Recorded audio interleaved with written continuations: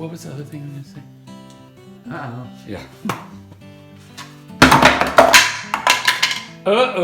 Hey everybody, welcome back to Retired Renovators. This is the YouTube channel that my husband Gary and I have created to document the progress of the restoration of our big brick house in Paducah, Kentucky.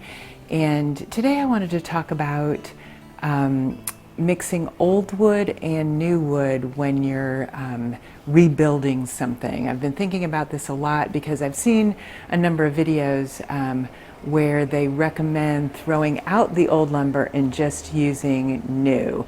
And I understand the reasons why, but in this day and age, it seems like that's not practical. So want to talk about the challenges, why we did it, and some suggestions if you're mixing old and new. I'm upstairs in what will be the family room now, and behind me is all old lumber.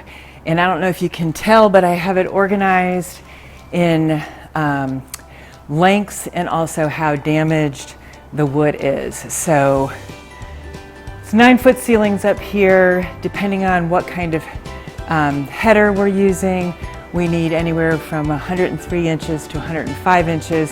So I try to separate all of that.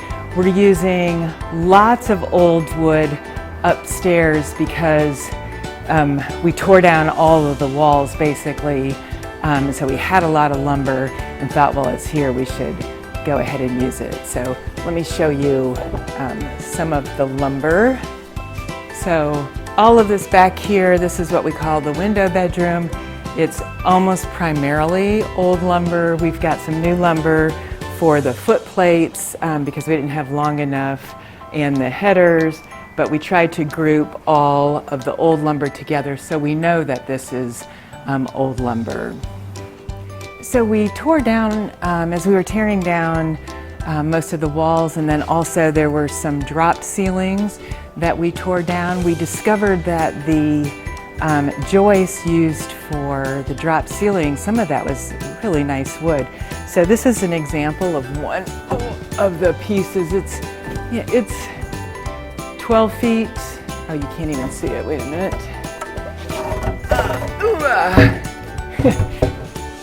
All right, it's 12 feet long. Gary planed it up, sanded it up, and then I finished it with poly. And it's really heavy. It's basically beautiful wood that we're going to be using for trim to show some of the wood. So if you just throw out the wood without knowing what it is you're dealing with, you're missing out on some potential great discoveries of fantastic wood. Okay, so back here, this is what's going to be the pantry in the kitchen, and we used all new wood for that. So part of the reason is these ceilings are 11 feet tall, and we didn't have a lot of 11-foot or taller studs. So we just decided that we would need to buy some lumber for the first floor.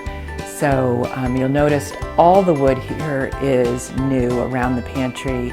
And so my first hint is when you're mixing old and new, try to group it together with some kind of logic of how you're doing it.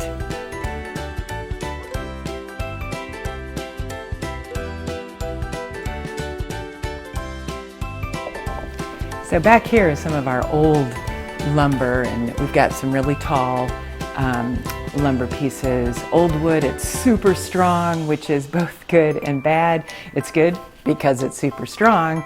The challenge is, it's hard to nail into and all of that. So that's another reason why you want to make sure you know after you get your drywall up whether you're nailing into old wood or new wood, so we can save you hours of frustration.